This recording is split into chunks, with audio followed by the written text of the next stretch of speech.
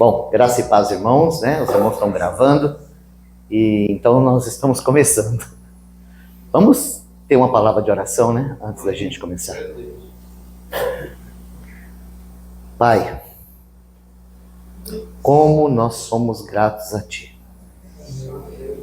Pela Tua misericórdia, Senhor, o Senhor nos conduziu todos esses dias. Nós estamos aqui chegando no último dia da conferência. E nosso coração é de gratidão ao Senhor, por tudo que o Senhor já falou conosco. E nós sabemos que a Tua palavra é poderosa para salvar as nossas almas.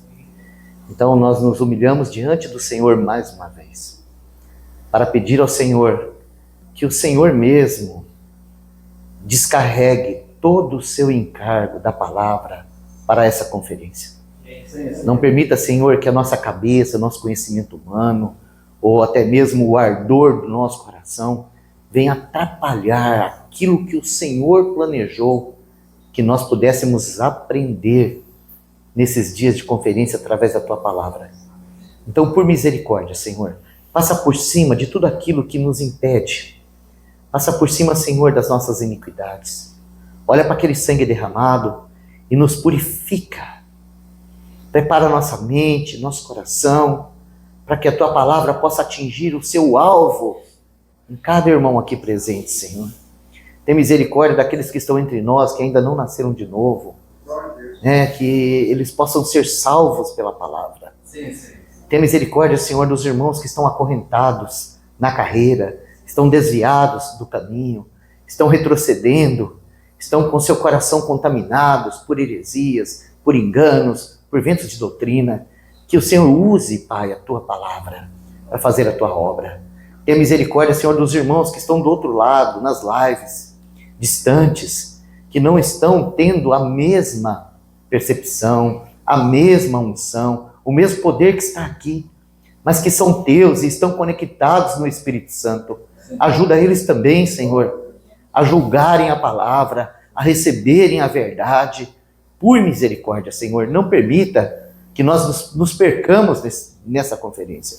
E não permita, Senhor, que a gente fique demasiadamente preocupado com gravações e outras coisas, mas que a gente foque no nosso coração aquilo que o Senhor quer falar com cada um de nós. Nós sabemos, Senhor, que nós estamos vivendo os dias do fim, os dias das pequenas coisas, e que o Senhor não está preocupado com as multidões. O Senhor está preocupado com o Teu rebanho, com o Teu povo, com o Teu remanescente. Então ajuda-nos, Senhor, a termos clareza de que o Senhor, por misericórdia, nos ajuntou aqui. E que o Senhor quer falar com cada um de nós aqui. Ó Senhor, nos ajuda a recebermos a Tua palavra. Que pelo Teu Santo Espírito, Senhor, o Senhor me conceda a graça de falar, e o Senhor conceda a graça dos irmãos para ouvir. E que o Senhor cerque esse lugar, Senhor, com os Seus combatentes celestiais, e repreenda toda a obra maligna, a fim de que Satanás não tenha nenhum lugar aqui, Senhor. Limpa os ares, Senhor, e nos conceda céus abertos, para que o Teu Espírito Santo possa estar fazendo em cada um de nós aquela obra necessária para que a gente possa compreender, responder e frutificar, segundo a Tua vontade. Essa é a nossa petição, Senhor, e nós Te pedimos e Te agradecemos, em nome de Jesus. Amém. Amém.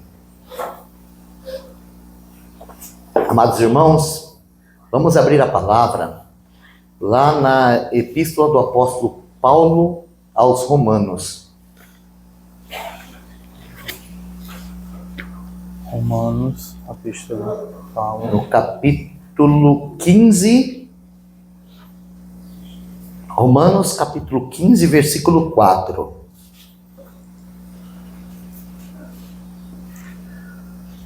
Porque tudo o que dantes foi escrito para nosso ensino foi escrito, para que pela paciência e consolação das Escrituras tenhamos esperança.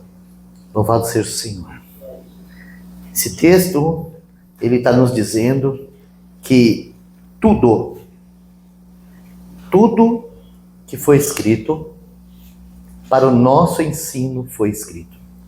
Ou seja, ele vai dizer para nós que não existe nenhum versículo, nenhum livro, nenhum capítulo, nenhum texto da Bíblia que seja desprezível, inútil, de segunda classe que nós não precisamos considerar.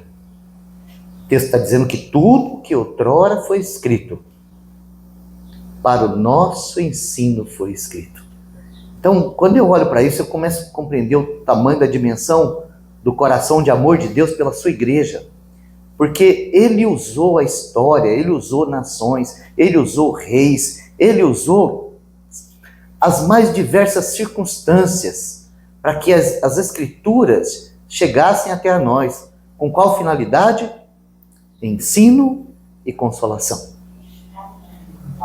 Ensino e consolação. Não é verdade? Ou seja, o Senhor quer nos encorajar, o Senhor quer nos consolar, o Senhor quer nos confortar e o Senhor quer nos admoestar, nos ensinar, né? Para que a gente tenha esperança. Então, hoje, vamos ler mais um versículo antes da gente entrar no assunto de hoje. Hebreus capítulo 4, versículo 12 e 13. Porque a palavra de Deus é viva e eficaz, e mais penetrante do que a espada alguma de dois gumes, e penetra até a divisão da alma e do espírito, e das juntas e medulas, e é apta para discernir os pensamentos e intenções do coração. E não há criatura alguma encoberta diante dele. Antes, todas as coisas estão nuas e patentes aos olhos daquele com quem temos de tratar. Eu amo demais esse texto, sabe assim? Pensa num texto que eu amo, é esse texto. Esse Hebreus 4:12. E no original, sabe, a primeira frase do versículo é Zoe. Começa assim, Zoe. E essa palavra Zoe, todos os estudiosos da Bíblia sabem que essa palavra Zoe significa aquela vida eterna, aquela vida segundo o coração de Deus, aquela vida que Jesus veio nos dar. A vida Zoe, né? Que nós temos algumas palavras gregas para vida. Né? A gente tem a psique, que é aquilo que o homem foi feito. Nós temos a biótica, ou a bios, que fala também da vida natural. Né? Mas quando a gente ouve essa palavra Zoe, o entendimento que nós temos é que essa palavra aponta para aquela vida que realmente tem significado. A vida da nova criação, a vida do coração de Deus, a vida, Deus representa essa vida. Jesus Cristo veio para que a gente tivesse vida Zoe, e vida abundante, Zoe abundante, né? Então agora, esse texto começa falando assim, ó, Zoe é a palavra de Deus. Na nossa tradução está assim, ó, porque a palavra de Deus é. No original é Zoe é a palavra de Deus. Né? E aí continua assim, ó, também eficaz. Ou seja, nós estamos falando, sabe, de algo que é vivo e que funciona. É isso, tá? A palavra de Deus, ela é viva e funciona. Por isso, nunca substitua a palavra de Deus. Sabe? Procure orar ao Senhor e buscar do Senhor um caminho para que, no meio de todas as suas conversações, por mais simples e ordinária que sejam, você coloque a palavra de Deus. Você não precisa abrir a Bíblia, citar o texto, tal versículo, criar ciúme, nada disso. Mas você precisa ter um depósito da palavra de Deus. E entender que Deus te deu a capacidade de se comunicar com o princípio de que você, como sacerdote do Deus vivo, anunciasse a palavra de Deus. Então, quando a gente encontra alguém, por exemplo, com alergia, o que a gente faz? A gente encontra alguém, a pessoa está lá espirrando, sofrendo de alergia, o que a gente faz? Por amor à pessoa. A gente fala assim, ó, por que você não vai lá na farmácia, compra uma loratadina, né? Uma prednisolona? A gente já tem o remédio já gravado na cabeça, né? Faz isso, né? A pessoa, eu tô ruim do estômago, peraí que eu vou pegar umas folhinhas de boldo para fazer para fazer um chazinho para você, né? Ou um omeprazol lá na bolsa da minha bolsa, né? Eu tô com uma dor de cabeça, calma aí, tem uma dipirona aqui. Não é assim que a gente faz? Agora, olha só a dureza do nosso coração. Nós visitamos pessoas que estão mortas nos seus delitos e pecados. E a gente compra peixe, troca moeda, conta piada, conta história e vai embora. Vai embora e está tudo certo. Não tem problema nenhum para a gente fazer isso. Agora, nós precisamos, irmãos, ser cheios do Espírito Santo. Ter consciência de que nós carregamos o remédio para esse mundo caído, perdido, para essas pessoas mortas no pecado, essas crianças que vão ser os homossexuais da manhã, que vão estar lá pelados, lá, homem com mulher, trazendo essa Sodoma e Gomorra de volta para esse mundo, e nós estamos aqui, plantados aqui, com o remédio no bolso. Não é doído isso, irmãos? Essa fraqueza da igreja hoje, de dar prioridade às Escrituras, de falar, de pronunciar com fé a palavra de Deus, porque está escrito, porque está escrito, porque está escrito. É assim, irmãos, que a gente vai sutilmente, sem arrumar encrenca com ninguém, em amor, inundar esse mundo com a palavra de Deus, viva, eficaz. Amém. Isso eu penso que é muito importante para nós. Mas, irmãos, eu li esses 2 versículos, ou pedi para os irmãos lerem esses 2 versículos, encabeçando esse nosso estudo que nós vamos fazer nessa manhã, com uma finalidade de tratar com um assunto difícil com os irmãos hoje, tá? Um assunto relacionado ao reinado. Sabe, irmãos, porque realmente é muito precioso e necessário, né, nós conhecermos a obra do Senhor, a cruz do Senhor, a redenção do Senhor, a justiça do Senhor, né, desfrutar, sabe, de toda essa bênção que é a nossa herança, é coisa maravilhosa, irmão. Saber que tudo que nós temos em Cristo, nós temos que realmente desfrutar, repartir, compartilhar. É um grande prazer fazer isso, sabe? Tanto, né, quando nós pregamos o Evangelho, como quando nós nos movemos, né, nessas riquezas insondáveis de Cristo. São tudo assuntos preciosos das Escrituras. Mas hoje, sabe, desde manhã o Senhor está me movimentando no meu espírito para não deixar de tratar com os irmãos de alguns assuntos correlacionados ao reinado, alguns assuntos que são tabus, são assuntos pesados, que a igreja não gosta de tocar, porque gera, vamos dizer assim, dúvidas, coloca medo nos irmãos. Que mais? Vamos dizer assim, para quem passou a vida inteira recebendo heresias, é fogo que consome, sabe? São assuntos difíceis de ser tratado. E eu não vim aqui receber aplauso, nem confete, nem coroa. Eu vim aqui trazer uma palavra para os irmãos. Então eu não vou fugir daquelas coisas que o Espírito Santo tem pontuado no meu coração, que eu devo pelo menos apresentar para os irmãos. Porque o que nós estamos fazendo aqui é só apresentando. Depois a gente vai embora e coitado dos irmãos que vão ter que explicar, vão ter que aprofundar o assunto, vão ter que estudar mais. Mas é exatamente esse o objetivo, sabe, dessa conferência. A gente estimular os irmãos a entender que toda a palavra de Deus é a verdade. E que a igreja recebeu esse livro como um presente de Deus. É uma palavra viva, eficaz, que foi feita inteirinha para nós. E não existe nada que a gente pode falar assim, ó, isso aqui a gente vai colocar de lado, porque a gente não entende mesmo, então deixa isso aqui lá para frente. Sabe que lá em casa, quando eu faço isso com as contas, sabe? Falo assim, essa daqui não é importante não, deixa ela para frente. Sabe o que acontece? Um dia eu vou lá no banco, chego lá, tá tudo travado. Estou protestado, minha conta está encerrada. Eu falo assim, mas o que está acontecendo? Eu sempre fiz tudo direitinho, está tudo certinho, não tenho nenhum problema com vocês. Eu falo assim, não, aqui tem um protesto lá no título lá. Né? Aí você vai descobrir, foi aquela conta que você colocou de lado lá. Sabe aquela conta, você falou, isso aqui não tem importância não? Né? Ah, uma tinta que você comprou lá, não, deixa essa nota para lá. Nem puder a gente paga. Aí o dono da loja de tinta para você comer, né? Aí ele viu que deu 30 dias, você não pagou, ele foi lá no cartório e protestou aquela nota. Aí quando aquele protesto bateu lá no banco, travou sua conta, você já não pode mais usar cartão, já não pode fazer Pix, já não pode fazer nada, porque agora você está tudo travado. Então agora você precisa, de certa maneira, sabe?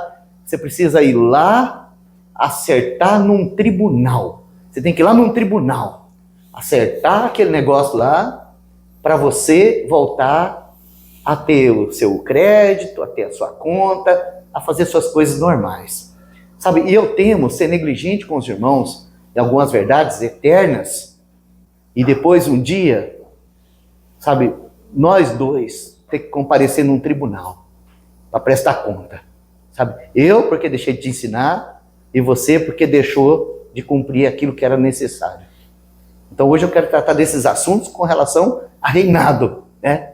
Então amarra bem o cinto aí, se aperta, porque nós vamos ter turbulência nesse estudo. Mas que o Senhor nos conceda a graça, né, para fazer isso de maneira coerente, correta. E eu quero gastar mais tempo com os irmãos, mostrando esse assunto com relação a Israel, do que aplicando doutrina para os irmãos, tá? Mas como eu sei que a gente tem uma dificuldade muito grande de guardar na mente as coisas, então nós vamos começar com o assunto de doutrina, e depois nós vamos para o modelo de Israel, porque a história de Israel foi escrita para nos ensinar, não é isso que nós lemos? Tudo que foi escrito para o nosso ensino. Então, nós vamos dar uma olhadinha para a história do povo terreno de Deus, para ver se a gente consegue aprender a lição com a história deles. A gente não precise passar por o que eles passaram, para a gente aprender a lição sobre esse nosso caminho aqui, ó, rumo ao eterno propósito de Deus. Vamos fazer o seguinte. Vamos voltar lá em Judas. Vamos voltar lá em Judas e vamos ler aqui alguns versículos importantíssimos para o que a gente vai tratar aqui hoje. Então eu queria pedir para os irmãos estarem lendo o versículo 3 e o versículo 4 de Judas. O 3, o 4 e o 5. Amados, procurando eu escrever-vos com toda a diligência acerca da salvação comum, tive por necessidade escrever-vos e exortar-vos a batalhar pela fé, que uma vez foi entregue aos santos. Porque se introduziram furtivamente alguns dos quais já antes estavam escritos para este mesmo juízo, homens ímpios, que convertem em dissolução a graça de Deus, e negam a Deus único, dominador e Senhor nosso, Jesus Cristo. Mas quero lembrar-vos como a quem já uma vez soube isto, que havendo o Senhor salvo um povo, tirando-o da terra do Egito, destruiu depois os que não creram. É uma palavra pesada, né? Esse último versículo é difícil de compreender, não é? Mas é a palavra de Deus. Agora, irmãos, eu quero que os irmãos prestem atenção aqui, antes da gente ir para o último versículo, né? Eu quero que os irmãos prestem atenção aqui um pouco no texto, tá? Ele começa lá falando para os amados, lá no versículo 3, amados, né? Amados, glória a Deus. É isso que nós somos, amados.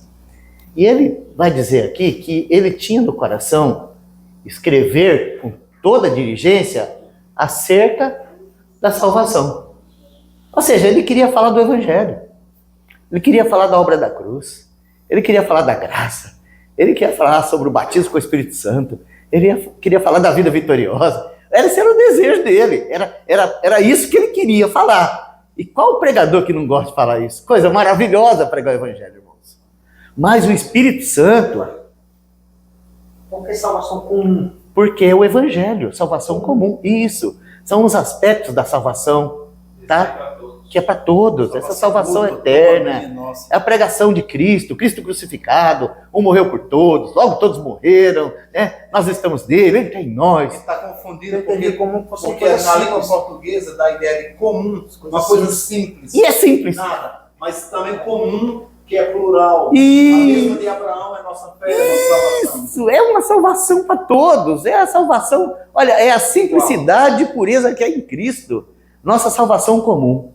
Porque Jesus morreu por todos, ele não morreu por uma série seleta de pessoas, sabe? O Evangelho não é uma coisa complicada, o Evangelho é simples. Cordeiros. O Evangelho é para o pescador, para o matuto. Não, sabe, nós temos um problema, as nossas Bíblias foram traduzidas... A expressão comum de Nicó. Sim, de koiné.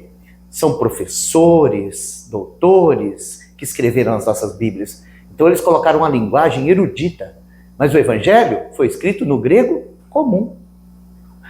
Porque é uma salvação para todos. Salvação comum. Então o irmão estava no coração dele escrever da salvação comum. Ou seja, falar de Jesus. Como ele amou o mundo, de como ele salvou pecadores, como ele sentou com gente simples, publicanos, né? Como ele veio ao mundo para buscar e salvar o perdido, como que ele veio curar doente, tocou leproso, não tinha problema onde ele comia, onde ele dormia, salvação comum. Isso era o desejo do coração dele. Mas ele continua dizendo assim, ó, tive por necessidade. Ou seja, ainda que ele queria falar da salvação comum, mas a igreja tinha necessidade de ouvir sobre outras coisas. Ele queria falar da salvação comum, mas a igreja precisava ouvir sobre outras coisas. Ou o encargo do Espírito era outro. Então, ele vai escrever e exortar os irmãos a batalhar pela fé que uma vez por todas foi entregue aos santos. Ou seja, ele não ia evangelizar, ele ia encorajar os irmãos a se apropriar daquilo que eles receberam e a praticar a fé que eles receberam. Ou seja, ele vai falar desses assuntos. E então, no versículo 4, ele vai falar o porquê disso. E o que ele vai falar agora é algo gravíssimo que tem acontecido em toda a história da igreja. É gravíssimo e tem acontecido em toda a história da igreja. Então ele vai dizer assim, ó, porque se introduziram furtivamente alguns. Sabe assim, ó, vieram parar no nosso meio. Alguns. Sabe, o inimigo, enquanto os homens dormiam, o inimigo foi lá e semeou o joio. Né? Então, enquanto a gente está lá, né, dormindo, né, viajando na maionese, o inimigo prepara lá os seus ministros e vem e joga no nosso meio. E aí ele vai falar assim, ó, os quais já antes estavam escritos para esse mesmo juízo. Ou seja, a operação do erro é juízo. Lá em 2 Tessalonicenses está escrito assim, ó, porque não amaram, vamos pedir por mão dele. Amor à verdade para a salvação. Isso. 2 Tessalonicenses, capítulo 2, versículo 10, 11, 12. E com todo o engano da injustiça para os que perecem, porque não receberam o amor da verdade para se salvarem. E por isso Deus lhes enviará a operação do erro, para que creiam a mentira, para que sejam julgados todos os que não creram a verdade, antes tiveram prazer na iniquidade. Olha só, antes foi escrito. Ou seja, por que esses homens se meteram no nosso meio? Porque, de certa forma, nós rejeitamos a verdade, né? Não amamos a verdade, não receberam a verdade para se salvarem. Lembra quando nós estávamos falando ontem da importância da criação, receber a regeneração? Você pode ouvir. Você não recebe, você vai continuar ouvindo até o inferno, né? Mas porque não recebeu o amor da verdade, Deus lhes enviou a operação do erro, para que creiam na mentira, sejam julgados. Ó, então esse assunto é relacionado a reino, irmãos, e assunto muito sério. Vamos voltar lá para Judas.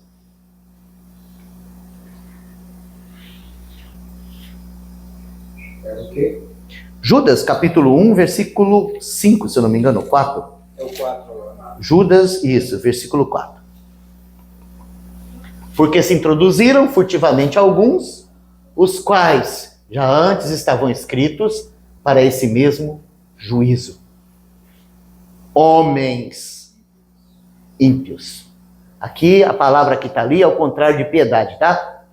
É acebeu. Profanos.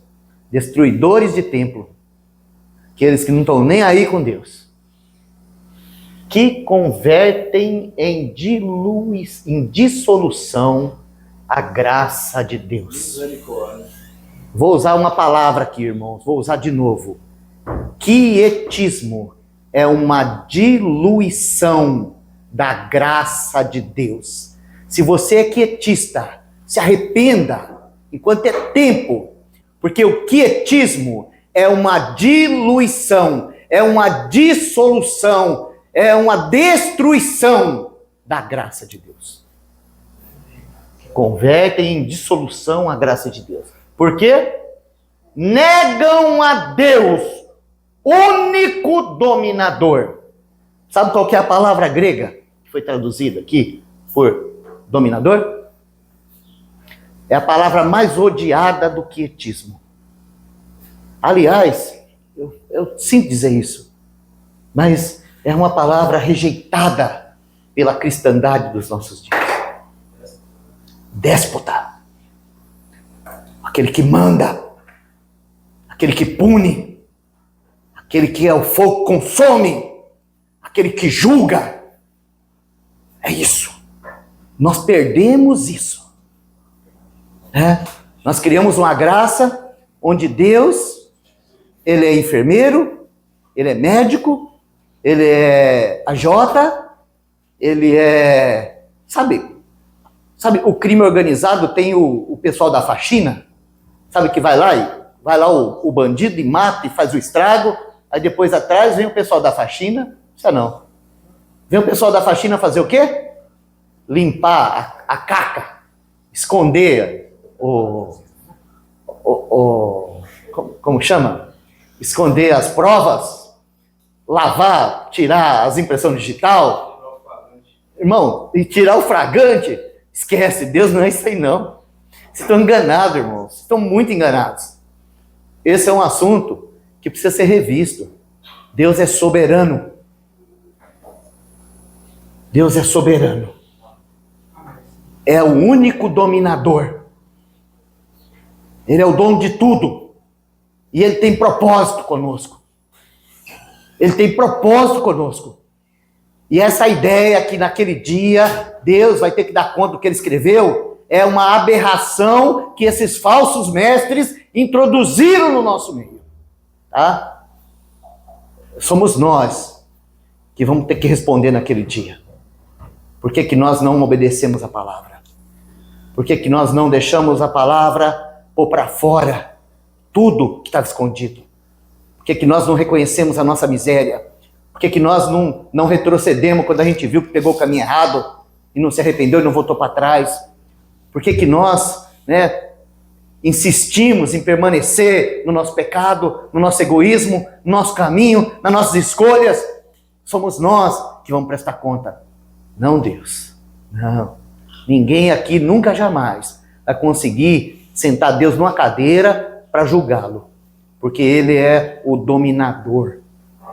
Ele é o único déspota que existe nesse universo. É o único. Ele é o verdadeiro déspota. O juiz de todos. O juiz de todos e de tudo. É Ele. Então, esses que se introduziram no nosso cenário, Deus é bonzinho. Vocês podem comer aí, ó, que de maneira nenhuma vocês vão morrer. Na verdade, se vocês comerem, aí que vocês vão conhecer a graça mesmo. E a palavra mais bonita é Deus está no controle. Deus está no controle. Não, ó, deu paz no coração? Pula a cerca. Você já ouviu isso? Deu paz no coração? Pula a cerca. Não, minha filha, não. Se é isso que você quer, vai para a zona. Porque a graça vai buscar você lá. Quantas vezes você ouviu isso? Você acredita que essa é a verdadeira graça de Deus? Hã? Não. Não é não. Não é não. Isso aí é diluir a graça de Deus para fazer com que você, cristão, pense que você não tem uma carne. Pense que você não tem, sabe, um pecado aí dentro de você, doidinho para cortar teu pescoço, para envergonhar o nome do Senhor, para acabar com o testemunho do Senhor. Então, é isso que eles estavam lá fazendo, ó. Negando o soberano. E quem é esse soberano? Ele é Senhor. E quem que é esse Senhor? Nosso? É Jesus! Amém. É Jesus! É Jesus. Sabe, aquele Jesus que foi esmagado naquela cruz, ele ressuscitou para reinar. Deus o fez. E ele ocupa o trono. Amém. E é ele que vai julgar. Não é maravilhoso isso? E ele é o cabeça da igreja. Ele é o cabeça da igreja. E através da igreja, ele vai encabeçar todas as coisas desse universo. Amém. Olha que chamado maravilhoso nosso, né? Participar dessa glória, desse reino. Porque, irmãos, quando nós nos submetemos a Cristo como cabeça, nós reinamos. E esse reino, ele já começa aqui. Ele já começa aqui hoje. Sabe, o que nós estamos fazendo hoje aqui é exatamente isso, tá? É esmagando a cabeça da serpente e buscando assim, com autoridade mesmo, tratar com os irmãos desses assuntos tão difíceis. É melhor não falar, a gente pensa, é melhor não falar, vou ofender os irmãos.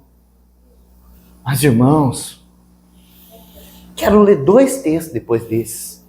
2 textos difíceis, que hoje o assunto vai ser difícil. Então vamos lá. O primeiro deles está em 2 Coríntios, capítulo 5.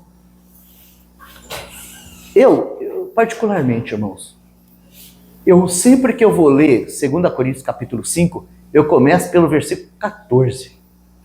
Porque é maravilhoso. Você vê o amor de Cristo, você vê a obra de reconciliação, você vê a nova criação, você saber que aquele que não conheceu o pecado, se fez pecado por nós. Não é maravilhoso? Só que, irmãos, nós temos aqui também, tá? Nós temos aqui também o versículo 10. E esse é difícil de ler. Então a gente sempre pula. Mas hoje, agora, nós vamos ler do versículo 9 até o versículo 11. Do 9, cara. Pois que muito desejamos também ser-lhe agradáveis, quer presentes, quer ausentes, porque todos devemos comparecer ante o tribunal de Cristo, para que cada um receba segundo o que tiver feito, por meio do corpo, ou bem ou mal. Assim que, sabendo o temor que se deve ao Senhor, persuadimos os homens à fé, mas somos manifestos a Deus. E espero que nas vossas consciências sejamos também manifestos. Amém. Vamos ler de novo o versículo 10?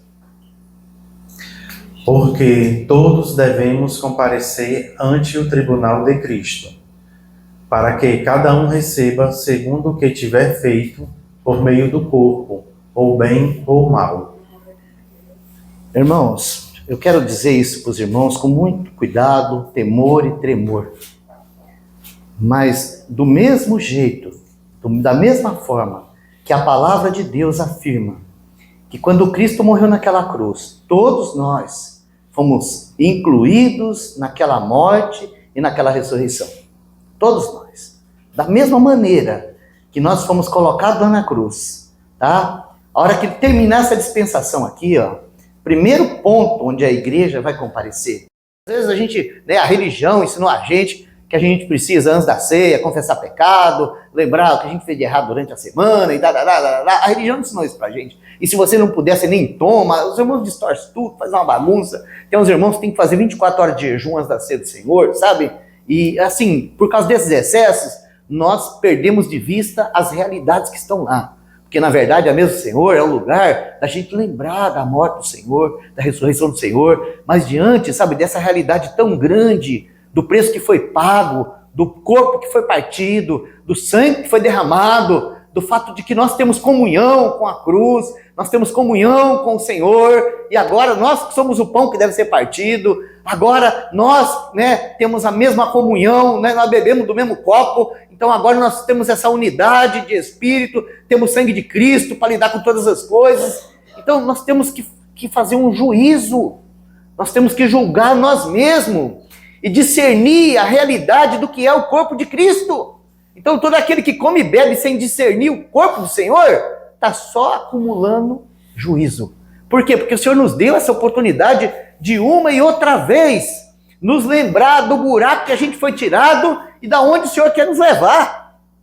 Então, é para isso que nós nos reunimos, para partir o pão junto, para trazer à memória aquilo que dá esperança e para ter esse privilégio de deixar para trás as coisas que tem que ficar para trás. Porque o Senhor vem e traz à nossa lembrança as nossas iniquidades.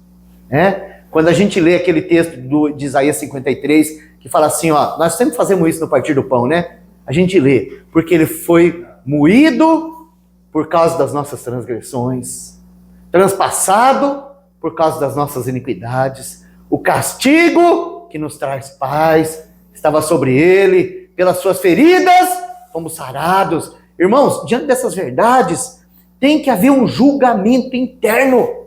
Então Paulo fala assim, ó, nós somos repreendidos pelo Senhor para não sermos condenados com o mundo, né? Então, a nossa vida cristã já é uma vida de juízo, já é uma vida de julgamento, sabe? Uma e outra vez, irmãos, nós temos que se apropriar da graça e começar do zero, porque nós fomos chamados para viver uma vida leve, não é ficar carregando fardo de pecado, de culpa, de tragédia, não. A gente tem que aprender a esquecer as coisas que para trás ficam e avançar para o nosso chamamento, né? Mas os irmãos, não se esqueçam que toda essa provisão nos foi dada pelo Senhor. E um dia nós prestaremos conta do que fizemos. Isso, irmãos, pode anotar na tua agenda aí. Irmãos que têm agenda, que gostam de anotar tudo, anota aí na tua agenda. Eu vou comparecer diante do bema de Cristo, aonde eu vou ter que prestar conta de tudo que eu fiz, quer seja bem, quer seja mal. Ó, irmãos, palavra como essa não devia estremecer nossa estrutura? Sim. Não deveria provocar assim um ardor de fogo dentro dos nossos rins? Falar assim, gente do céu, tenho coisa para resolver. Já pensou se hoje eu sou chamado para esse tribunal? Como seria a nossa situação se hoje, agora, nós tivéssemos que comparecer nesse tribunal? Então, quando Paulo vai partir dessa vida, antes dele partir, sabe como que ele fala sobre esse assunto? Ele fala assim, ó, eu combati o bom combate, acabei a carreira, guardei a fé, e eu estou aguardando esse momento onde a coroa de justiça, o justo juiz me dará. E ele fala assim, ó, e não somente a mim, mas a todos aqueles que amam a sua vinda. Ó, são irmãos tão focados. Tem um foco. Então, eu não quero que os irmãos se esqueçam disso. Então, eu vou repetir, tá?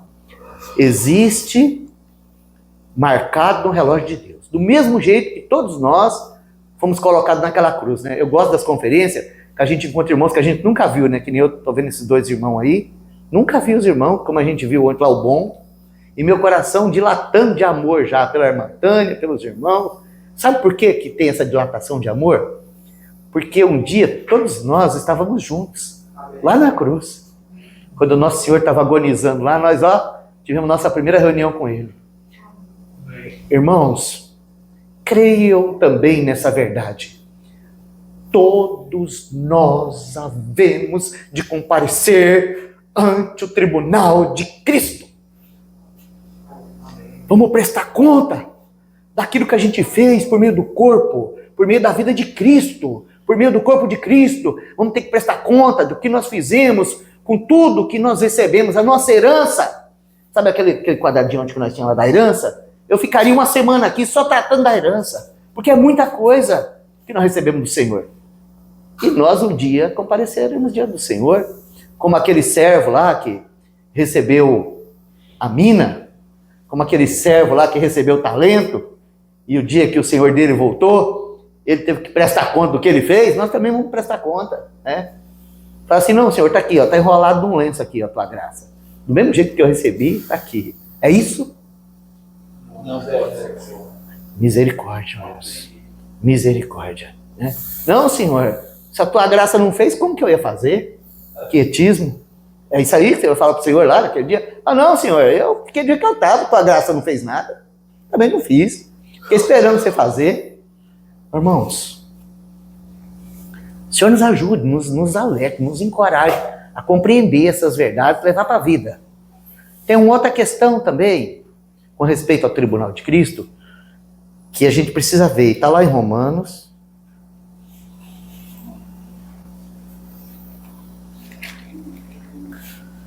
No capítulo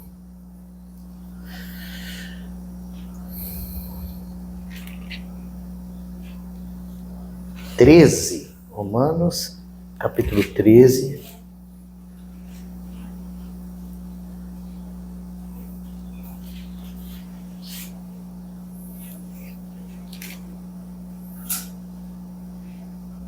Versículos 10, 11, 12, 13. O amor não faz mal ao próximo. Perdão, irmão. É Romanos capítulo 14, perdão. Romanos 14, 10, 11 e 12. Mas tu, porque julgas teu irmão? Ou tu também, porque desprezas teu irmão? Pois todos havemos de comparecer ante o tribunal de Cristo. Porque está escrito, como eu vivo, diz o Senhor, que todo joelho se dobrará a mim, e toda a língua confessará a Deus. De maneira que cada um de nós dará conta de si mesmo a Deus. Assim que não nos julguemos mais uns aos outros, antes seja o vosso propósito não pôr tropeço ou escândalo ao irmão. Aí, tá bom. Tá bom. Aqui ele está tratando também do mesmo assunto, o tribunal de Cristo. E aqui ele vai falar de um ensinamento da igreja muito importante para nós. Que Tiago vai dizer que todas as vezes que nós julgamos um irmão, nós nos colocamos no lugar de Deus.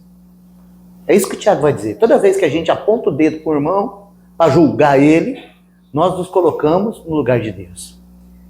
E eu tenho participado de alguns banquetes onde o prato principal que é servido é os irmãos. E a gente se come e se lambuza, sabe? Falando, apontando o dedo, mostrando os defeitos, apontando os erros. Nós não temos direito de fazer isso, irmãos. Nós temos que julgar a palavra. Palavra nós temos que julgar. Porque se um irmão vem aqui e prega heresia e você não confere com as escrituras, você cai no erro. Mas nós não temos o direito nem de julgar, nem de pôr tropeço e nem de desprezar o irmão. O Senhor abre os nossos olhos para isso. Porque os irmãos que estão por aí fazendo nome para si mesmo, buscando fazer as coisas do seu jeito, querendo juntar gente em torno de si, querendo viver do seu jeito. Irmãos, não se preocupa com isso não. Sabe, nós, principalmente nós homens, nós somos um foco só. Se a gente colocar duas coisas na nossa frente, a gente perde uma, né? Olha, não sei como que a mulher consegue cozinhar 4 coisas de uma vez. Se eu botar um ovo para fritar numa panela e um leite para ferver na outra, vai os dois para o vinagre. Queima o ovo e derrama o leite. Então, irmãos, vamos cuidar da nossa vida. Vamos cuidar da gente não ser motivo de escândalo, da gente não ser motivo de tropeço. E cada vez que a gente se lembrar, sabe, de um irmão que está andando errado, vamos orar por ele. Né? Vamos ser mais misericordioso, aberto, sabe? Eu, irmãos, depois que o Senhor abriu os meus olhos para enxergar a igreja, eu não vivo aí querendo criar um arraial para mim, não. Na verdade, eu quero ter comunhão com todos os santos e repartir a medida que o Senhor me deu para todos os irmãos. Porque eu sei que se ele ficar isolado, sem a minha ajuda, ele vai se perder. Né? Agora, se eu puder repartir com ele aquilo que eu tenho de Cristo, eu vou poder ajudar ele. Não é trazer ele para andar comigo, não, para pensar que nem eu, não. É repartir com ele aquilo que o Senhor me deu. E procurar receber dele aquilo que o Senhor deu para ele. Porque eu preciso da medida de Cristo dele. E ele precisa da minha medida de Cristo. E aí a gente começa a julgar, acusar, criar as panelinhas, fazer as coisinhas. Irmãos, nós vamos comparecer diante do tribunal. É isso que ele fala aqui. E os irmãos também. Então naquele dia, cada um vai ser julgado segundo as suas obras. Então, irmãos, por causa disso, o texto aqui no versículo 12 diz assim, ó, de maneira que cada um de nós dará conta de si mesmo a Deus. Por isso, não nos julguemos mais uns aos outros. Fala a verdade, não era para nós parar a reunião aqui e orar? Falar assim, Senhor, nos perdoa, porque nós temos feito isso. Senhor, tem misericórdia de nós, porque o Senhor não leva em conta os tempos da ignorância, e nós temos sido ignorantes quanto a esses assuntos. Nos ajuda, assim deveriam ser nossos cultos, irmãos. Cada verdade que chegasse, nós deveríamos parar tudo, botar o joelho no chão, pedir perdão para o Senhor, pedir para o Senhor ministrar a graça, lavar a nossa consciência, lavar o nosso coração, mudar a nossa mente, escrever lá no nosso coração com letras bem profundas essas verdades eternas, para que a gente possa andar em novidade de vida. Então, irmãos, lembre-se disso, tá? Que dia é hoje? Oi? Terça-feira? Que dia dia 4? 4 de que mês? É 3 ou 4?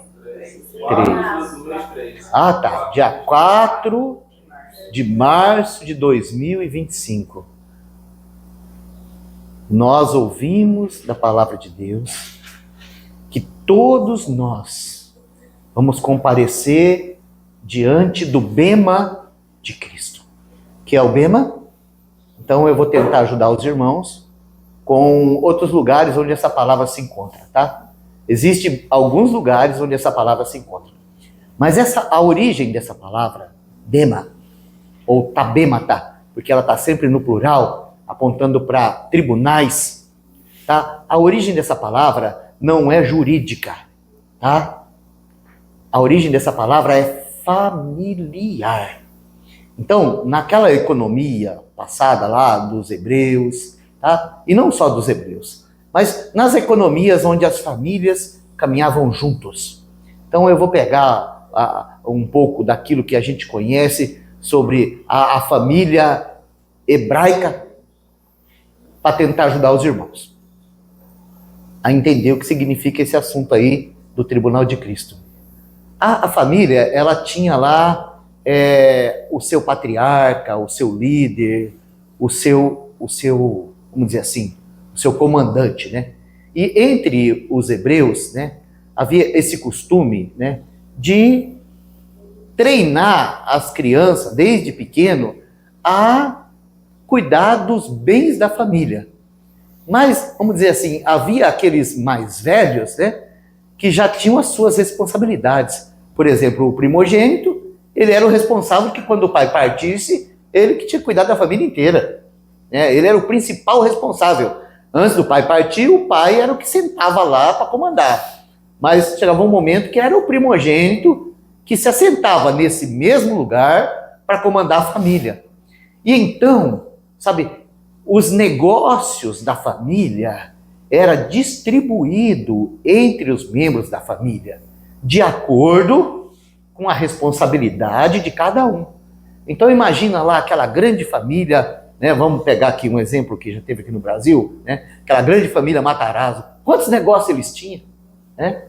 Então a família cuidava dos negócios.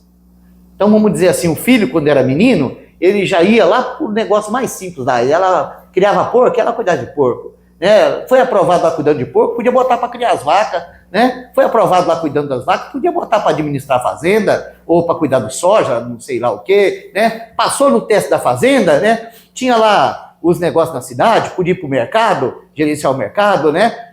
Administrou bem o mercado, vai administrar a rede de mercado, administrou bem a rede de mercado, vai administrar as ações, administrou bem as ações, vai sentar lá naquela cadeira lá de presidente de toda a corporação. Ou seja, havia esse progresso de acordo com a capacidade de cada um.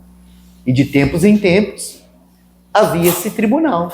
Ou seja, a família se reunia, aonde cada um prestava conta daquilo que tinha feito, com a sua economia, a sua administração, o seu raio de cuidado. Então vamos dizer assim, o Oswaldo, né, que cuida das ações. Como foi nesses 4 anos cuidando das ações? Aí o Oswaldo, né, ia falar assim, ó, a gente investiu nisso, daquilo, né?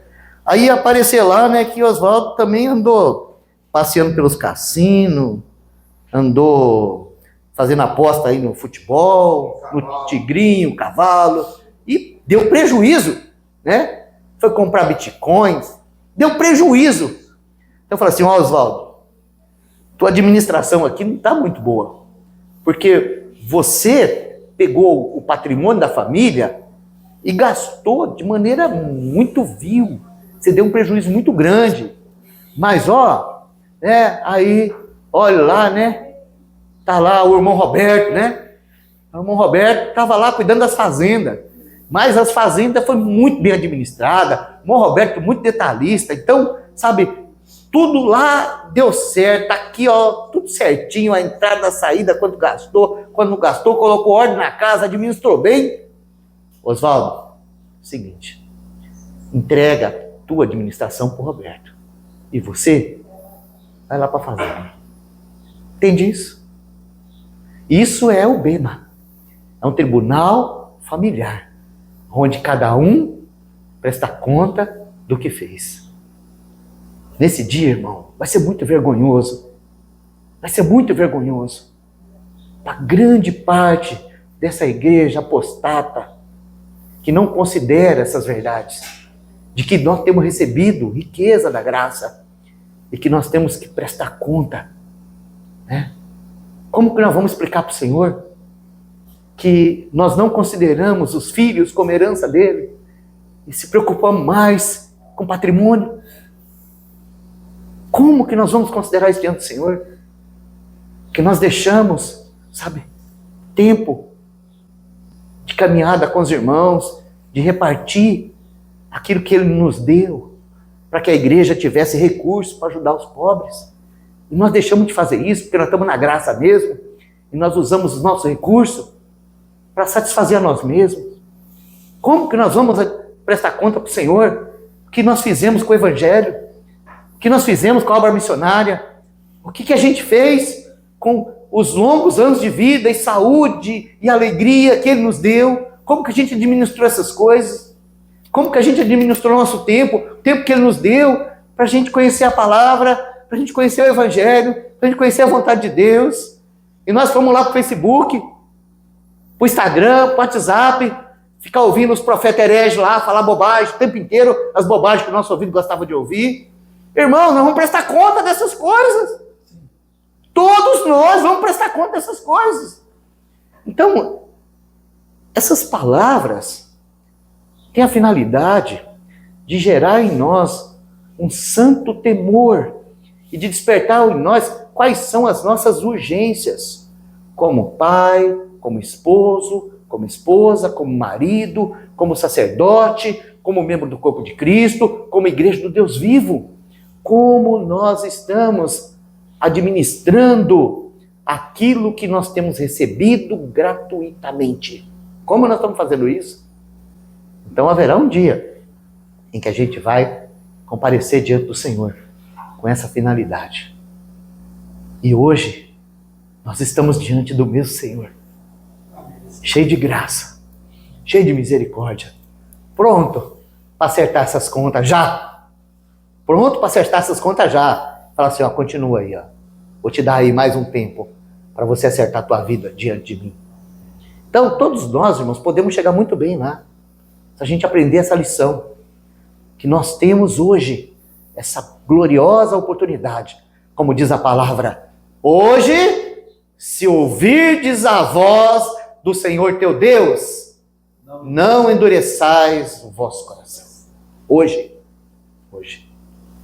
Hoje, dia 4 de março de 2025.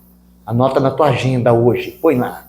Um dia eu vou estar lá, prestando conta naquele tribunal familiar, diante do meu Senhor Jesus Cristo, o meu rei, o meu dono. E eu vou ter que falar para ele assim, ó Senhor, tá aqui. É isso aí. E eu vou ouvir o Senhor dizer assim, ó, servo bom, no pouco foste fiel, no muito te colocarei. Sê sobre 10 cidades. Goza do milênio, reina comigo. Você é responsável, você vai reinar comigo. Irmãos, esse assunto não pode ficar fora da agenda de nenhum de nós. Amém? Então, irmãos, terminada essa primeira parte, como a gente está de relógio? Jesus. Terminou, né? Não vou continuar, não. Eu não vou falar desse peso para os irmãos. Eu queria continuar agora de manhã, mostrando para os irmãos como foi que o povo terreno de Deus fracassou em responder o propósito de Deus. Eu queria fazer isso para os irmãos verem, na história do povo de Israel, como que Deus chamou eles com um propósito, e como eles foram fracassando, e o Senhor provendo socorro, e eles fracassando, e o Senhor provendo socorro, e eles fracassando, e o Senhor provendo socorro, até a dispersão. E agora, esse povo está vivendo um período de trevas exteriores, porque para o povo judeu, hoje é trevas exteriores. Né? Estão fora do reino, estão vendo de fora os gentios que creem, ou a igreja de Deus, já reinando no lugar deles. Já estão vendo isso. E depois, no milênio, tá, eles terão essa oportunidade de participar conosco no reino. Vamos fazer o seguinte, à noite eu tenho outro assunto. Mas vamos fazer o seguinte, vamos, de repente, a gente começar um pouco mais cedo, ou a gente se programar para ir um pouco mais tarde, e à noite, na primeira parte, eu apresentar esse assunto que eu apresentar agora de manhã? Vamos fazer isso? Deu introdução, à noite você começa com uma peça 15 minutinhos emprestado a eles e... É que os irmãos estão gravando, já foi o horário, não foi? Não? Posso fazer isso? Então vamos lá. Então vamos fazer uma introdução. Os irmãos suportam?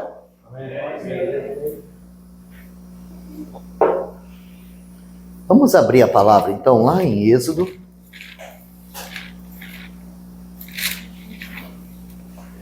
Capítulo 19.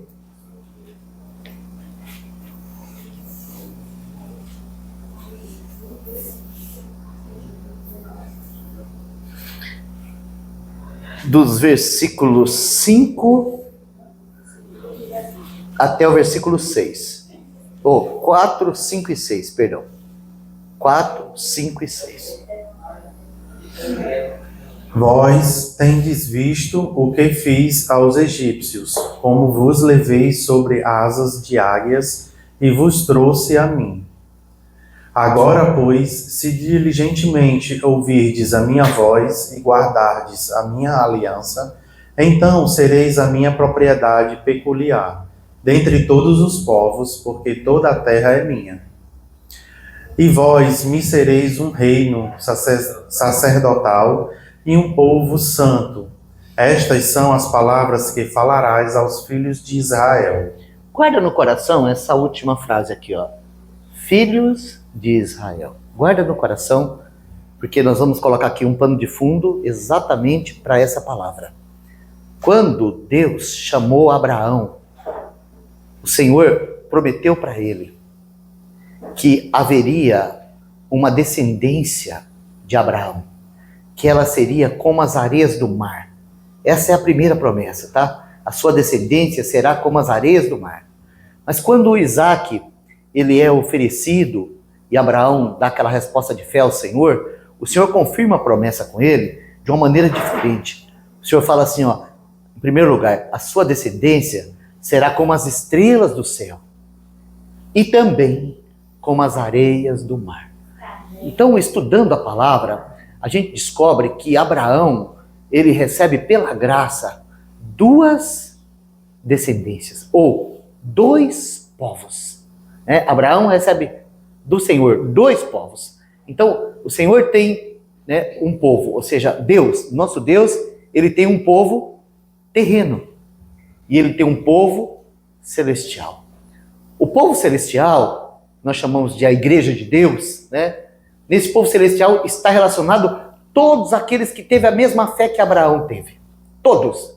Então nós podemos dizer assim que Abel faz parte desse povo, Enoque faz parte desse povo, Enos faz parte desse povo, Noé faz parte desse povo, esse povo que viveu pela fé. Davi faz parte desse povo. Nós temos, né, mesmo na velha aliança ou na antiga dispensação, nós temos o remanescente fiel. Mas nós também temos a nação terrena, Israel. E esse povo de Israel, lá em Gênesis 15, o Senhor vai falar para Abraão que aquela terra que ele estava pisando, ela teria que esperar se completar, sabe, a iniquidade do povo tinha que chegar até a plenitude, para depois Israel chegar lá. Então, haveria 450 anos na frente dele, quando essa nação que Deus geraria dele, essa nação terrena, chegaria ali e se apropriaria daquela terra. Ou seja, Deus está falando para Abraão alguns detalhes sobre o seu povo terreno. Agora, a nação de Israel, irmãos, ela é para nós também um exemplo, uma figura, sabe? A nação de Israel, ela foi usada por Deus para nos dar essa graça de podermos compreender qual é o plano de Deus e quem nós somos. Ou seja, tudo que nós experimentamos na igreja, o povo de Israel experimentou também na vida deles lá. Eles foram na frente. É como, vamos dizer assim, o pessoal da pesquisa hoje, antes de aplicar, né, uma vacina ou qualquer medicamento na gente, eles precisam de alguma coisa para fazer experiência. Então eles vão lá e pegam os ratinhos do laboratório lá e eles vão usar aqueles bichinhos lá primeiro, para depois usar na gente. Então antes do negócio chegar em você, teve um cobaia lá na frente que experimentou aquela dose, né? Não morreu, deu certo. Aí depois chega em você. Então nós podemos dizer assim que, de certa maneira, a nação de Israel vai experimentar, numa dose menor, singular, tudo o que está reservado para nós. Para quê? Para que as Escrituras estivessem aqui. Então, por exemplo, quando nós olhamos lá para o livro de Juízes, que nós vemos Sansão, né? Aquele homem cheio de Espírito Santo, a vida de Sansão ajuda a gente a compreender um pouquinho o que é o poder. Só que a gente descobre assim que quando você tem poder e carne junto, você tem uma tragédia, né? Você vê assim um chamado maravilhoso e um curso de vida assim vergonhoso. Faltou poder para Sansão? Não. Faltou o quê? Faltou caráter, né? Mas Deus cumpriu o propósito dele com Sansão, não cumpriu? No final lá, ó, aquilo que tinha prometido lá, que ele ia começar a libertar Israel, acontece lá no final, quando ele é restaurado, né? E mesmo cego, ele morre e os filisteus morrem com ele. E a morte dele é um exemplo para nós, né? Porque na morte dele, morreu mais do que na vida dele, né? E assim também é com a gente, não é verdade? Então Deus usou. Mas quando a gente vai estudar os detalhes da vida daquele homem, a gente não tem nada para a gente. Né? Não tem, a não ser lição. A não ser lição. E aquelas lições foram escritas para o nosso ensino, né? Então a gente precisa do poder do Espírito Santo, mas a gente também precisa do governo do Espírito Santo, e a gente também precisa colocar todas as nossas afeições lá na cruz, né? Como que diz o apóstolo Paulo lá aos Gálatas, assim, ó, e os que são de Cristo crucificaram a carne com suas paixões, concupiscências, né? Porque senão a gente vai acabar cego, girando em círculo, numa moinha também, né? Um testemunho, né? Uma chacota, um brinquedinho para os filisteus irem mostrar lá nos dias de festa. Então, isso são coisas que a gente tem que considerar, está escrito. Então, a nação de Israel, Deus mesmo, libertou um povo, sabe? Com Israel, com Abraão, Isaac, Jacó, José, tudo é individual. Com Israel, tudo é coletivo. Figura do quê? A igreja. Não está escrito isso? Que quando uma parte do corpo sofre, todo o corpo sofre. Quando uma parte do corpo, né, é honrada, todo o corpo se regozija. Ou seja, quando a gente vai estudar o caminho de Deus com o povo de Israel, lá começando de Êxodo, a gente começa a aprender sobre a vida corporativa. Porque quando Deus vai tratar com Israel, já não trata mais com indivíduos. Ele está tratando com o seu povo, com o corporativo, com o todo. Então, quando ele tirou lá do Egito, tirou um povo, né? Havia uma liderança de Moisés, que é a figura de Cristo, mas o que saiu do Egito foi um povo. Então a primeira lição que eu queria mostrar para os irmãos aqui, ainda não está nesse versículo. A primeira lição está no Mar Vermelho. Porque quando chega lá no mar, né, e eu quero falar isso para os quietistas, tá? Todos os quietistas que estão me ouvindo. Quando chega lá no mar, Deus ele coloca o povo numa encurralada, tá? Porque ou o povo aprende a viver pela fé, ou o povo morre. E é assim que o Senhor tem que fazer com a gente, né? Tem que levar para as encurraladas mesmo, ou não tem o que fazer.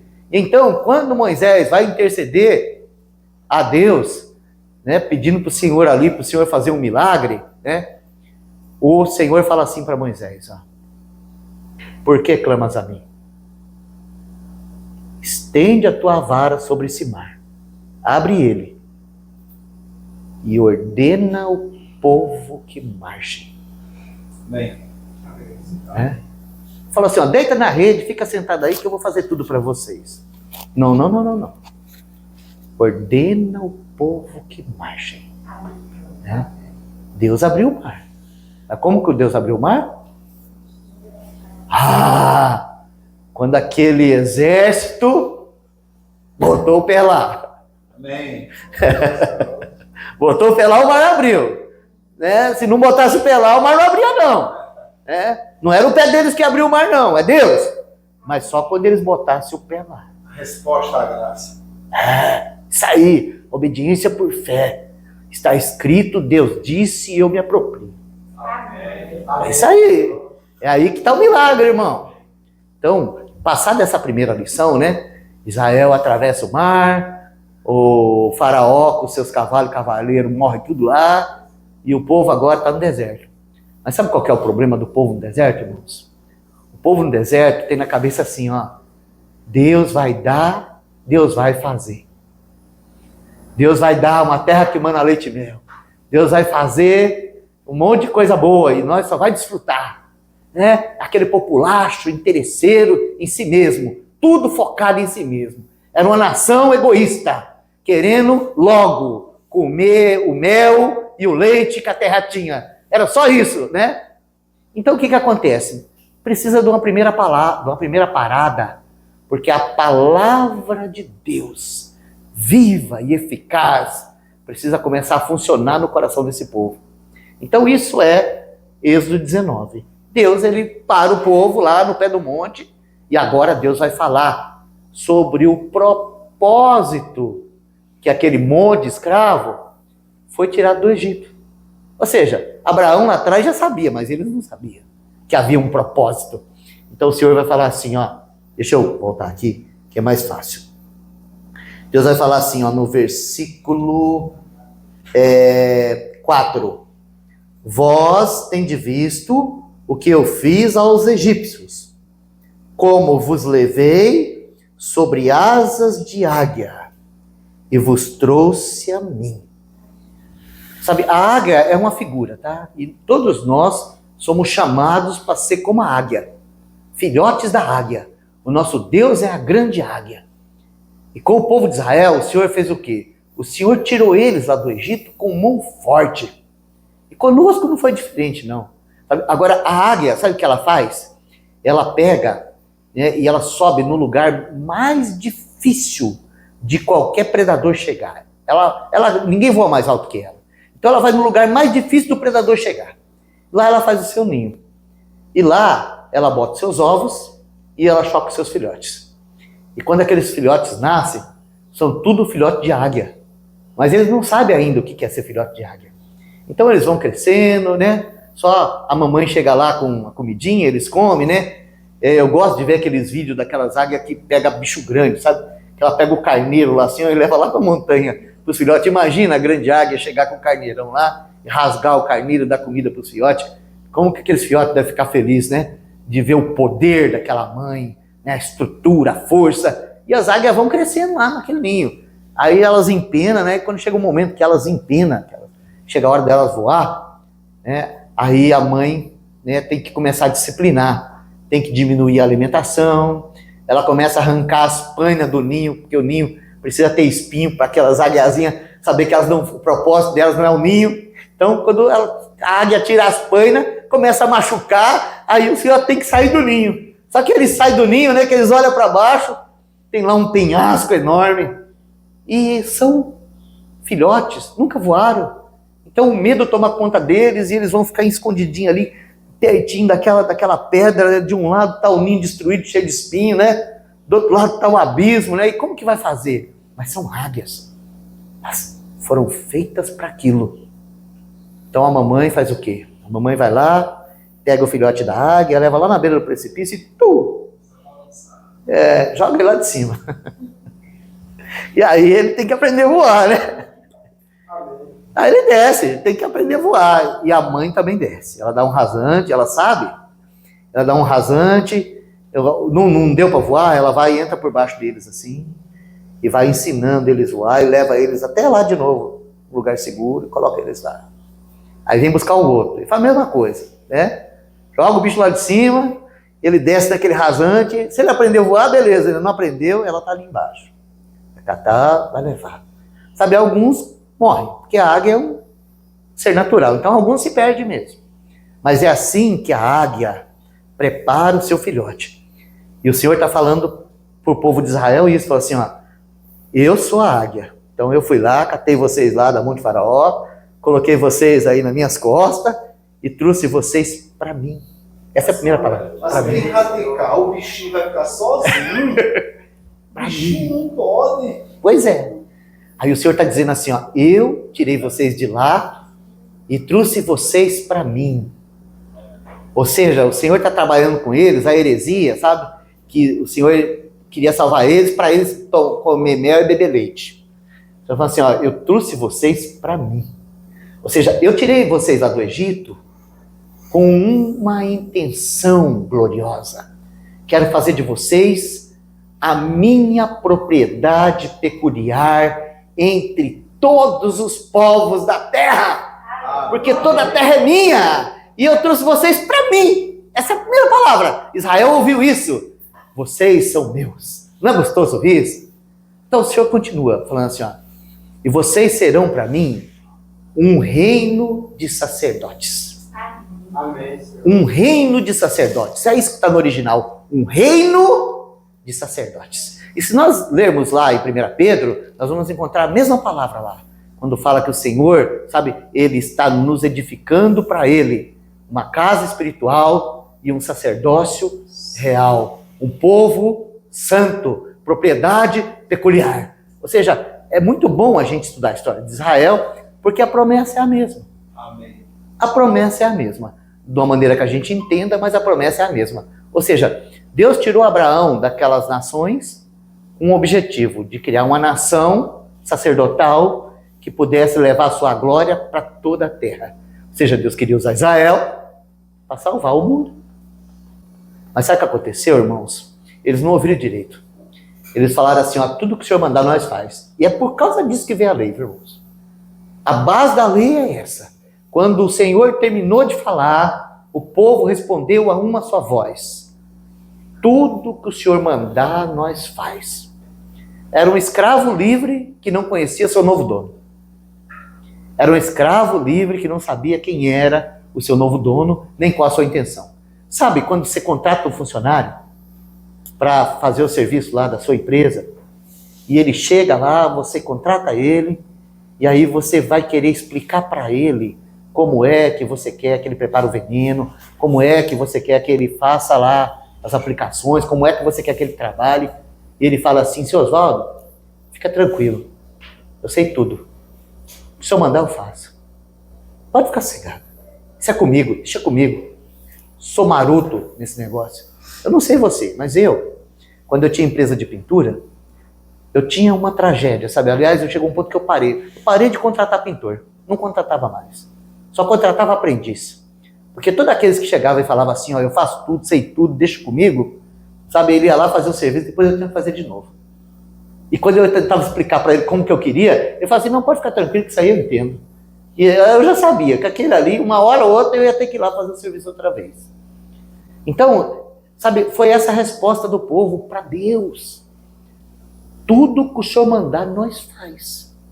Então, por causa disso, eles já entraram em disciplina. Então o Senhor falou assim, então toma aqui a lei para vocês. Tá aqui então, toma aqui 10 mandamentos. E aí, quando eles viram a lei, eles falaram assim, ó, já com nós, tudo que o Senhor mandou, nós faremos e obedeceremos. Então você descobre a tragédia. Né? Onde tem a tragédia, foi só Moisés sair um pouquinho, bezerro de ouro. Por que isso aconteceu? Porque ninguém atentou para o propósito pelo qual Deus tinha chamado eles. Sim. O Senhor queria que eles ouvissem. O Senhor queria que eles aprendessem. O Senhor queria que eles fossem discipulados, disciplinados, que eles conhecessem quem é Deus, quem era eles, qual era a vontade de Deus. Era isso. O Senhor queria treinar eles que nem a águia treina os seus filhotes. Mas eles não entenderam nada. Então, né, nós temos um evento chamado Cades Barnea. Na verdade, nós temos vários eventos. Mas esse é um dos principais, porque esse evento acontece 2 anos depois da saída do Egito. Rapidinho, 2 anos. Saíram do Egito, chegaram na terra. Rapidinho, chegaram. Tudo que eles queriam. Terra que emana leite e mel. Então o Senhor falou assim, ó, vou levar eles lá. Levou lá, separou lá os príncipes, falaram assim, ó, vocês vão lá 40 dias, pesquisar a terra, analisar a terra, é isso que vocês querem mesmo, né? Tá do jeito no padrão que os clientes estão desejosos, né? Eles se sentiam assim, né? Era tudo arrogante, né? Tudo igual nós. Então vamos lá ver a terra. Aí eles foram. Aí eles descobriram, sabe, que tinha gigante lá, que tinha cidade fortificada. Eles descobriram lá quem eles eram. Eles viram que eles eram como gafanhoto diante daqueles homens lá. E aí voltaram. Foi 12, 10 voltou assim, ó. Não dá para nós. Nós não tem condição. Não, tem gigante lá. Não, a terra é uma terra que engole os homens vivos. Deus nos trouxe aqui para nos destruir. Por que não matou a gente no Egito? Por que não matou a gente nesse deserto? Agora nós vamos ser engolidos por eles. Né? 10. Só teve 2. No meio de todo aquele povo, só teve 2 que lembrou que Deus tirou eles de lá sobre as asas da grande águia. Que Deus tirou eles lá e trouxe a ele. Que Deus havia manifestado poder e destruído a nação mais poderosa da época antes para poder tirar eles de lá. Só 2. O resto duvidou. O resto duvidou quem era Deus. Duvidou de quem era que tinha tirado eles. Duvidou de quem era que tinha prometido a terra. Então, por causa daquilo, irmãos, por causa da incredulidade, eles ficaram 40 anos perambulando pelo deserto. Toda aquela geração incrédula morreu. E aquilo que ele falou, que eles falaram que as mulheres, as crianças seriam devorados pelos adversários, né? Foi aquelas mulheres e crianças que entraram na terra. Deus falou assim, ó, eu vou fazer o que vocês falaram. Porque eles falaram assim, ó, Deus devia ter nos matado nesse deserto. Ele falou assim, ó, vou fazer o que vocês falaram. Eu vou fazer segundo a palavra de vocês. Não é isso que vocês estão profetizando? Pois eu vou fazer isso. Vocês vão rodar nesse deserto 40 anos, até que haja uma outra geração que tenha coragem de me obedecer e crer para estar na terra. Só vai entrar de vocês Josué e Calebe. Por quê? Porque houve neles um espírito diferente. Amém. Responderam pela fé. Então, irmãos, essa é a primeira pisada na bola do povo de Israel. Por eles não prestar atenção qual era o propósito de Deus, por eles não conhecerem quem era o seu Deus, porque por eles não terem noção de quais eram as ferramentas que eles tinham, tremeram na base, fraquejaram. Então nós temos aí, né, a primeira correção, 40 anos de deserto, ou seja, o primeiro bema, o primeiro tribunal, está lá para o nosso ensino. Né? Não creu? 40 anos de deserto. Ou seja, toda aquela geração tem que morrer, uma outra tem que se levantar para o Senhor tomar a terra. Isso tem acontecido na história da igreja. Sabe por que o Senhor não voltou ainda? Porque a geração tem que morrer e o Senhor levantar outra, porque nós não respondemos, nós não cremos, nós não apreciamos quem é a grande águia, nós não vemos que nós somos as pequenas águias e que o Senhor nos resgatou lá do inferno com um projeto maravilhoso, nos chamou para Ele mesmo. A gente não crê. Aí tem esse juízo. Mas o Senhor levantou aquela outra geração e sob a liderança de Josué, teve um dia maravilhoso em que aquele povo que cresceu na dependência de Deus no deserto, aquele povo que aprendeu a se alimentar do pão do céu, de beber água da rocha, agora, sob a liderança do Josué, eles vão cruzar o Jordão para tomar posse daquela terra que Deus deu. Outro povo, tem um remanescente lá, Josué e Caleb está lá, né? Josué é a figura de Cristo, né? Caleb, figura do Espírito Santo, estão lá, entrando na terra e obedecendo a Deus, e cercando Jericó, e obedecendo a Deus, e ganhando a cidade. E acontece uma coisa interessante lá em Jericó, que eu preciso falar para os irmãos. Porque lá na tomada de Jericó, lá em Jericó tinha lá uma lei para o povo que não podia tocar no anátema. Essa palavra anátema significa maldição. E teve um membro do exército de Israel, um só um, que encontrou lá umas coisas que a gente gosta. Primeiro, tudo na Bíblia tem significado. Ele gostou de uma capa babilônica. Sabe o que significa uma capa babilônica? Babilônia, irmãos, na Bíblia, é confusão. Essa palavra Babel é confusão. Foi lá em Babel que começou a religião. Tá? Então ele encontrou lá alguma coisa da religião que falou assim, babilônica. Né? Dízimo nasceu na Babilônia. Vamos cobrar dízimo. E daí não precisa ver pela fé, ter a segurança do dízimo dos irmãos. Vamos cobrar uma capa babilônica. Né? Vamos pegar essa capa babilônica. O que tinha lá também? Ouro e prata. Coisa interessante, né? Uma capa babilônica, um pouquinho de ouro, um pouquinho de prata. O Acã pegou e falou assim, não, isso aqui é meu. Catou, escondeu dentro da tenda. E então, depois, quando eles foram para a vida corporativa, se um membro do corpo sofre, todo o corpo sofre. Esse é o ensinamento. Tanto que, diante da derrota, Josué foi diante do Senhor e foi diante do povo e falou assim, nós perdemos aquela batalha, porque existe pecado no nosso meio. E Acã foi o primeiro a levantar a mão assim, entendeu? Quando chegou nele, ele falou assim, sou eu mesmo. Deus é fiel. E Josué não falou assim, morra, seu desgraçado. Não. Josué falou assim, filho, nós precisamos lidar com isso de maneira dura. E então, o pecado foi tratado. Sabe, irmãos, a vida corporativa, ela só pode existir se o pecado for tratado. E não é essas coisas de religião, não. O pecado tem que ser tratado na igreja. Sabe, quando o irmão cai, os irmãos têm que tratar o pecado, têm que sangrar junto, têm que chorar junto, têm que andar junto, têm que disciplinar o irmão. Sabe, a verdadeira disciplina que é levar o irmão. É isso aí, irmãos. A gente precisa disso. Então a gente descobre, irmãos, que o Senhor, através do ministério de Josué, em obediência à palavra, de uma maneira maravilhosa, estuda o livro de Josué, é maravilhoso. Sabe, quando a gente fala de vida vitoriosa, está lá, realmente, aqueles exércitos, daqueles reinos que foram em guerra. Mas Josué morreu. E antes dele morrer, ele juntou o povo e falou, se vocês não continuar batalhando, se vocês não obedecer a palavra, então nós vamos ser derrotados. Mas o povo não deu ouvido para Josué. E eles não continuaram a batalha. Josué morreu e o povo começou a negociar com o povo da terra, começou a fazer aliança, começou a brincar com os ídolos. Não foi isso que aconteceu? Então nós vamos encontrar o livro de Juízes. Sabe o que é o livro de Juízes, irmãos? É o povo nenhuma. Tá? Tem esse modelo. E a chave para estudar o livro de Juízes é a seguinte: naqueles dias, cada um fazia o que era melhor aos seus olhos, porque não havia reino na terra. É isso. Cada um vivendo do seu jeito. É igual a igreja hoje. Por que a gente vive essa bagunça? Por que acontece isso? Porque cada um faz o que é reto aos seus olhos.